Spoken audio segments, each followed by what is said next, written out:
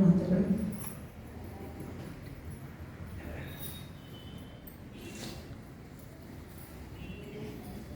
ಓಂ ಶಾಂತಿ. ವೇದಿಕೆಯನ್ನು ಅಲಂಕರಿಸಿದಂತಹ ಎಲ್ಲ ಮಾತೆಯರಿಗೂ ವೃಂದರಿಗೂ ಶರಣು ಶರಣಾರ್ಥಿ. ವೇದಿಕೆಯ ಮುಂಭಾಗದಲ್ಲಿರುವಂತಹ ಎಲ್ಲ ಮಾತೆಯರಿಗೂ ಅಣ್ಣಂದರಿಗೂ ಶರಣು. ಇವತ್ತು ಪ್ರಥಮವಾಗಿ ನಾನು ಈ ಸಂಸ್ಥೆಗೆ ಬಂದಿರಬಹುದು, ಆದರೆ ನಾನು ವಿದ್ಯಾಭ್ಯಾಸ ಮಾಡುವಾಗಿನಿಂದಲೂ ನನಗೆ ಸಂಪರ್ಕ ಇದೆ. ಜೀವ ದೇವನಾಗೋ ಉದ್ದೇಶ ಎಲ್ಲರದ್ದು ಒಂದೇ ಇದ್ದರು, ಅದಕ್ಕೆ ದಾರಿಗಳು ಹಲವು. ಆ ಮಾರ್ಗದಲ್ಲಿ ನಮ್ಮ ತಂದೆಯಿಂದ ಬಂದದನ್ನು ನಾನು ಅನುಸರಿಸ್ತಾ ಇದ್ದೇನೆ. ಇಲ್ಲಿಯ ಸದಸ್ಯ ಆಗಿದೆ ಅಷ್ಟೆ. ನಾನು ಕಾಲೇಜಿನಲ್ಲಿ ಇರುವಾಗಲೇ ಈಗಾಗಲೇ ಹೇಳಿದರು ಅವರು ನನ್ನನ್ನು ಪರಿಚಯಿಸುವಾಗ, ವಿದ್ಯಾ ದೇಶಪಾಂಡೆ ಅಂತ ಹೇಳಿ ಮುದ್ದೆ ಬಿಹಾರದವರು, ನನಗಿಂತ ಒಂದು ವರ್ಷ ಸೀನಿಯರ್ ಇದ್ದರು. ಅವರು ಇಲ್ಲೇ ಈಗ ಬೆಳಗಾವಿ ಒಳಗೆ ಇದ್ದಾರೆ ಅವರು. ಹಾಗಾಗಿ ನನಗೆ ಈ ಸಂಸ್ಥೆಯ ಸಂಪರ್ಕ ಇತ್ತು. ನಾನು ಲಾ ಸೆಕ್ರೆಟರಿಯಾಗಿ ಕೆಲಸ ಮಾಡುವಾಗ ಬೆಳಗಾವಿಗೆ ಸೆಷನ್ಸ್ ನಡೆದಾಗ ನಾನು ಬಂದಾಗ ನಾನು ಅಲ್ಲಿಯ ಇದಕ್ಕೆ ವಿದ್ಯಾ ದೇಶಪಾಂಡೆ ಅವರು ನನ್ನ ಕರೆಸಿದ್ರು, ಹೋಗಿದ್ದೆ. ಮತ್ತು ಮೈಸೂರಿನಲ್ಲಿ ನಾನು ಕೆಲಸ ಮಾಡುವಾಗ ಅಲ್ಲಿಂದ ನನಗೆ ವರ್ಗಾವಣೆ ಆದಾಗ ನಿಮ್ಮ ಸಂಸ್ಥೆಯಿಂದ ನಾನು ಬೀಳ್ಕೊಡುಗೆ ಪಡೆದುಕೊಂಡಿದ್ದೀನಿ ಅಲ್ಲಿಯ ಸಂಸ್ಥೆಯಿಂದ. ಹಾಗಾಗಿ ನನಗಿದು ಹೊಸದಲ್ಲ. ಮತ್ತು ನೀವೆಲ್ಲರೂ ಈ ಸಂಸ್ಥೆಯಲ್ಲಿ ಯಾವ ಕೆಲಸ ಆಗುತ್ತೆ ಅಂದರೆ ಎಲ್ಲರೂ ಹುಟ್ಟಿದ ಉದ್ದೇಶವನ್ನು ತಲುಪಬೇಕು ಅನ್ನುವ ಒಂದು ಕೆಲಸ ಆಗುತ್ತೆ. ಆ ನಿಟ್ಟಿನಲ್ಲಿ ಈಗ ಸಮಯದ ಅಭಾವ ಇರೋದ್ರಿಂದ ನಾನು ನನ್ನ ತಂದೆ ಬರೆದ ಒಂದು 4 ಸಾಲಿನ ಭಾವಗೀತೆಯನ್ನು, ಅದು ಜೀವನ ಹೇಗೆ ಆಗಬೇಕು ಅನ್ನೋದನ್ನು, ಇನ್ನೊಂದೆರಡು ಅಂದರೆ ಅಂಥ ಸಾಕಷ್ಟಿದೆ ಅವರಲ್ಲಿ, ಆದರೆ ಬರೀ ಕೇವಲ 4 ಸಾಲಿನ ಒಂದು ಭಾವಗೀತೆಯನ್ನು ಹೇಳಿ ನನ್ನ ಮಾತು ಮುಗಿಸೋದಕ್ಕೆ ಇಷ್ಟಪಡ್ತೇನೆ. ಹೇಳಿ ಅಂದರೆ ಮನುಷ್ಯ ಯಾವ ಹಂತದಲ್ಲಿ ಹೋಗ್ಬೋದು ಅನ್ನೋದಕ್ಕೆ ಹೇಳೋದಕ್ಕೆ ಒಂದೆರಡು, ಹಾಗಾಗಿ ಇನ್ನೊಂದೆರಡು ಹೇಳ್ತೀನಿ. ಹುಲ್ಲು ಹಣಜಿಯ ಬಿತ್ತಿ ನೆಲ್ಲು ಬೆಳೆಯಲಬಹುದೇ. ಹುಲ್ಲಿನ ಬೀಜ ಬಿತ್ತಿದ್ರೆ ಬಿತ್ತಿ ನಾವು ನೆಲ್ಲನ್ನು ಭತ್ತವನ್ನು ಬಯಸೋದಕ್ಕೆ ಸಾಧ್ಯ ಇಲ್ಲ. ಇದಕ್ಕೂ ನಾವು ಉದಾಹರಣೆ ಹೇಳೋದು ಹೇಳಿದ್ರೆ ನಮಗೆ ಕೊಟ್ಟಂತಹ ಸಂಸ್ಕಾರ. ಈಗ ನಾವು ಹೇಳ್ತೀವಿ ಕಾಲ ಕೆಟ್ಟು ಕಲಿಗಾಲ ಬಂತು ಅಂತ ಹೇಳಿ, ಅದು ಕಾರಣಕರ್ತರು ಯಾರು? ಈಗ ನೀವೆಲ್ಲ ಬೆಳೆದ ವಾತಾವರಣವನ್ನು ಒಮ್ಮೆ ಕಲ್ಪಿಸ್ಕೊಡ್ರಿ. ಒಟ್ಟು ಕುಟುಂಬದಲ್ಲಿ ನಾವೆಲ್ಲ ಬೆಳೆಯುವಾಗ ಹಂಚುವುದನ್ನ ನಾವು ಆನಂದ ಪಡ್ತಿದ್ವಿ. ಈಗ ನಾವು ನಮ್ಮ ಮಕ್ಕಳಿಗೆ ಏನು ಕಳಿಸ್ತಾ ಇದ್ದೀವಿ? ಈಗ ನೋಡು, ಈಗ ಊಟ ಮಾಡಿಸುವಾಗ ಸಣ್ಣ ಮಗು ಇರುತ್ತೆ, ಅದಕ್ಕೆ ಏನೋ ಗೊತ್ತಿರೋದಿಲ್ಲ, ಅದು ತಿನ್ನೋದಿಲ್ಲ. ತಾಯಂದ್ರಿಗೆ ಬೇಗ ತಿನ್ನಿಸ್ಬೇಕು. ಅವಾಗ ಏನು ಹೇಳ್ತಾರೆ? ನೀ ತಿನ್ನಿಲ್ಲ ಅಂದ್ರೆ ಅವ್ರು ಕೊಡ್ತೀನಿ ನೋಡು, ಅದು ಕೊಟ್ಬಿಡ್ತೀನಿ ನೋಡು ಅಂದ್ರೆ ಕೊಡೋದು ತಪ್ಪು ಅನ್ನೋ ಬೀಜ ಬಿತ್ತಿ ನಿಮ್ಮ ಉದಾಹರಣೆ ಆಗ್ಬೇಕು ನಿಮ್ಮ ಮಗು ಅಂತಂದ್ರೆ ಹೇಗೆ ಆಗಕ್ಕೆ ಸಾಧ್ಯ? ನೀವು ಸ್ವಾರ್ಥ. ಈಗ ಯಾರೋ ಬರ್ತಾರೆ ಹೊಸಬ್ರು, ನೀವು ಅತಿ ಕಾಸ್ಟ್ಲಿ ಅವರಿಗೆ ಆಟದ ಸಾಮಾನು ತಂದಿರ್ತೀರಿ, ಇದು ತಂದಿರ್ತೀರಿ. ಬೇರೆ ಯಾರೋ ನೆಂಟರು ಮನೆಗೆ ಬರ್ತಾರ ಅಂತಂದಾಗ ಅವ್ರು ಬಂದಾಗ ಅವನ್ನ ಉಪಯೋಗಿಸಿ ಮುರಿದ್ಗಿರದ ಇನ್ನು ಒಕ್ಕೈತಿ ಒಳಗೆ ಮುಚ್ಚಿಡು. ಇದಕ್ಕೆ ಹೇಗೆ ನೀವು ಬೀಜ ಬಿತ್ತೋದನ್ನ ಯಾವಾಗ ಬಿತ್ತಾ ಇದ್ದೀರಿ? ನಾವು ಬಿತ್ತಿಸ್ಕೊಂಡಿದ್ದೀವಿ ಇಂಥವನ್ನ. ನಮ್ಮ ಒಟ್ಟು ಕುಟುಂಬದಲ್ಲಿ ನಾವು ಹಂಚುವುದನ್ನ ಕಲ್ತಿದ್ದೀವಿ, ಆದ್ರೆ ನಾವು ಅದನ್ನು ನಮ್ಮ ಮಕ್ಕಳಿಗೆ ಅದನ್ನ ಕಲಿಸ್ಕೊಡ್ತಾ ಇಲ್ಲ. ಅದು ನಮ್ಮ ತಪ್ಪೇ ಹೊರತು ಮಕ್ಕಳು ತಪ್ಪಲ್ಲ.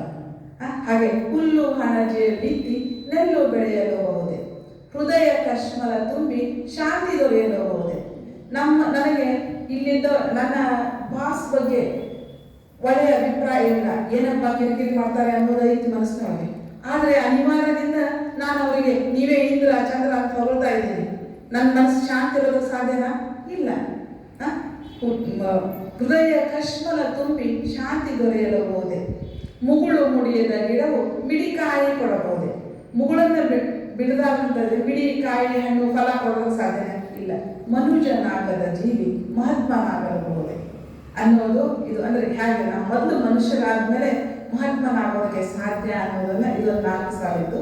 ಇನ್ನೊಂದು ಪ್ರಾರ್ಥನೆ ಅಂತ ಹೇಳಿ ಅವರು ನಮ್ಮ ತಂದೆ ತಮ್ಮ ಸಣ್ಣ ವಯಸ್ಸಿನಲ್ಲಿ ಬರೆದಂತಹದ್ದು.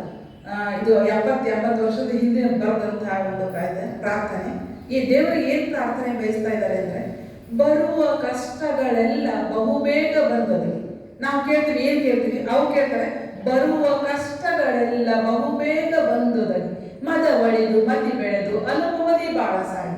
ನನ್ನಲ್ಲಿರುವಂತಹ ಮದ ಅಳಿದು ಮತಿ ಬೆಳೆದು ಅವಾಗೇನಾಗುತ್ತೆ? ಅನುಭವದಿ ಬಾಳ ಸಾಗಿ.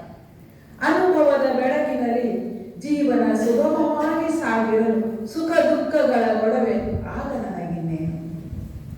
ಈ ಮದ ಅಳದ ಮೇಲೆ ಅನುಭವದ ಬೆಳಕಿನಲ್ಲಿ ಜೀವನ ಸಾಗಿದಾಗ ಸುಖ ಬಂದರೂ ಅಷ್ಟೇ, ದುಃಖ ಬಂದರೂ ಅಷ್ಟೇ. ಸತ್ಯದ ಅನುಸಂಧಾನ ಸುಗಮವಾಗಿ ಸಾಗಿರಲು ಸುಖ ದುಃಖಗಳ ಗೊಡವೆ ನನಗೇನು. ಸತ್ಯ ಅಂದ್ರೂ ಅದೇ, ಈ ನಾವೇನು ಬಾಬಾ ಅಂತೀವಿ, ಒಬ್ರು ಪರಮಾತ್ಮ ಅಂತಾರೆ, ಒಬ್ರು ಶಿವ ಅಂತಾರೆ, ಒಬ್ರು ವಿಷ್ಣು ಅಂತಾರೆ. ಅದೇ ಒಂದು ಬೆಳಕು. ಅದನ್ನು ಸತ್ಯದ ಅನುಸಂಧಾನ ಸುಗಮವಾಗಿ ಸಾಗಿರಲು ಸುಖ ದುಃಖಗಳ ಗೊಡವೆ ಆಗ ನನಗಿನ್ನೇನು. ದಿವ್ಯ ದೇಗುಲದತ್ತ ದಿನಕ್ಕೊಂದು ಹೆಜ್ಜೆಯಲ್ಲಿ ಮುನ್ನಡೆದರೆ ಸಾಕು, ದೇವನೊಲುಮೆ ಏನಾಗಿರಲಿ, ದೇವನೊಲುಮೆ ಏನಾಗಿರಲಿಲ್ಲ. ಇದಾದ್ಮೇಲೆ ಲಾಸ್ಟ್ ಇದೊಂದು ಹೇಳ್ಬೇಕು. ಹಾಲು ತುಪ್ಪವಾಗಲಿ ಮಧುರ ಕಂಪನಿಯಲ್ಲಿ, ಹಾಲು ತುಪ್ಪವಾಗಲಿ ಮಧುರ ಕಂಪನಿಯಲ್ಲಿ. ಇಲ್ಲಿರುವಂತಹ ಎಲ್ಲರಿಗೂ ಗೊತ್ತಿದೆ, ಹಾಲು ಅದನ್ನು ಹಾಗೆ ಇಟ್ಟರು ಅಂತ ಹೇಳಿದ್ರೆ ಸ್ವಲ್ಪ ಸಮಯದಲ್ಲಿ ನಾವು ಅದನ್ನ ಸರಿ ಹೋಗಲಾರ್ದಷ್ಟು ಕೆಟ್ಟು ಹೋಗ್ಬಿಡುತ್ತೆ. ತುಪ್ಪ ಆಗ್ಬೇಕಾದಂದ್ರೆ ಯಾವ್ಯಾವ ಕ್ರಿಯೆಗಳಾಗಬೇಕು? ಹಾಲು ಬಿಸಿ ಆಗಬೇಕು, ಕೆನೆಗಟ್ಟಿ ಮೊಸರು ಆಗಬೇಕು, ಕಡಿಸ್ಕೋಬೇಕು, ಬೆಣ್ಣೆ ಆಗಬೇಕು, ಮತ್ತೆ ಸರಿಯಾಗಿ ಅದು ಕಾಯಬೇಕು. ಆವಾಗ ಮಾತ್ರ ಕಂಪು ಬೀಳೋದು ಸಾಧ್ಯ. ಬೆಣ್ಣೆ ಭಾಳ ದಿನ ಇಟ್ಟರು ಅದು ಕಂಪು ಬೀರಂಗಿಲ್ಲ, ಮೊಸರು ಭಾಳ ದಿನ ಇಟ್ಟರು ಹುಳಿಯಾಗಿ ಹೋಗುತ್ತೆ. ಆ ಕಾಲಕ್ಕೆ ಅದರಲ್ಲಿ ಕ್ರಿಯೆಗಳಾದಾಗ ಮಾತ್ರ ಅದು ಕಂಪು ಬೀರೋಕ್ಕೆ ಸಾಧ್ಯ. ಹಾಲು ತುಪ್ಪವಾಗಲಿ ಮಧುರ ಕಂಪನಿಯಲ್ಲಿ ಜೀವದೇವನಾಗಲಿ ದಿವ್ಯ ಸ್ಥಳವ ಪಡೆಯಲಿ, ಜೀವದೇವನಾಗಲಿ ದಿವ್ಯ ಸ್ಥಳವ ಪಡೆಯಲಿ. ಈ ಒಂದು ಕ್ರಿಯೆ ಈ ಜೀವದಲ್ಲಿ ನಡೆದರೆ ಮಾತ್ರ ದಿವ್ಯ ಸ್ಥಳ ಪಡೆಯೋದಕ್ಕೆ ಸಾಧ್ಯ. ಅವೆಲ್ಲ ಕ್ರಿಯೆಗಳು, ಹಾಲಿಗೆ ಏನಾದಂತಹ ಕ್ರಿಯೆಗಳವಲ್ಲ, ನಮ್ಮ ಜೀವಕ್ಕೆ ಆದ್ರೆ ಮಾತ್ರ ದಿವ್ಯ ಸ್ಥಳ ಪಡೆಯಲು ಸಾಧ್ಯ. ಜ್ಞಾನ ಕ್ರಿಯೆ ಕೂಡಲಿ ಅನುಭವಾರ್ಥವಾಗಲಿ. ಜ್ಞಾನ ಇದೆ ನನಗೆ, ಸುಳ್ಳು ಹೇಳಬಾರ್ದು, ಸತ್ಯದಿಂದ ನಡಿಬೇಕು ಅನ್ನೋ ಜ್ಞಾನ ಇದೆ. ಅದನ್ನು ಕ್ರಿಯೆಯೊಳಗೆ ನಾನು ಎಷ್ಟು ಪಾಲಿಸ್ತಾ ಇದ್ದೀನಿ ಅದು ಮುಖ್ಯ ಅಲ್ಲವಾ? ಆ ಕ್ರಿಯೆಯೊಳಗೆ ನಾನು ಎಷ್ಟು ಪಾಲಿಸ್ತಾ ಇದ್ದೀನಿ, ಅವೆರಡೂ ಒಂದಾದಾಗ ಮಾತ್ರ ಅನುಭವಾರ್ಥವಾಗುತ್ತೆ. ಆ ಅನುಭವ ಆದಾಗ ನಾನು ನಿನ್ನ ಬೆರೆಯಲಿ ಸಾಮರಸ್ಯ ದೊರೆಯಲಿ. ನಾನು ಆತ್ಮ, ನಿನ್ನ ಪರಮಾತ್ಮ ಬೆರೆದಾಗ ಆ ಸಾಮರಸ್ಯ ದೊರೆಯಲಿ. ಈ ಪದ್ಯಗಳ ಮೂಲಕ ನೀವೆಲ್ಲರೂ ಆಧ್ಯಾತ್ಮದಲ್ಲಿ ಆಸಕ್ತಿ ಹೊಂದಿದ್ದೀರಿ ಅನ್ನೋ ಕಾರಣಕ್ಕಾಗಿ ನಾನು ಈ 3 ಪದ್ಯಗಳನ್ನು ಉದಾಹರಿಸಿ ನನ್ನ 2 ಮಾತುಗಳನ್ನು ಮುಗಿಸ್ತಾ ಇದ್ದೇನೆ. ಮತ್ತೊಂದು, ಈ ಒಂದು ಸಂದರ್ಭದಲ್ಲಿ ನನ್ನನ್ನು ಕರೆಯಿಸಿ ಈ ದಿನ ನಾನಿವತ್ತು ಹೋಗ್ತಾ ಇದ್ದೀನಿ ಧಾರವಾಡಕ್ಕೆ ಅಂತ ಹೇಳಿದ್ರು ಬಸಾಪುರ ಅವರು ಮತ್ತು ಅಕ್ಕವರು ಕರೆದು ನನ್ನನ್ನು ಸನ್ಮಾನ ಮಾಡುತ್ತಿರುವುದಕ್ಕಾಗಿ ಎಲ್ಲರಿಗೂ ಧನ್ಯವಾದಗಳನ್ನು ಹೇಳಿಸಿ ಗುರುಪೂರ್ಣಿಮೆ ಶುಭಾಶಯ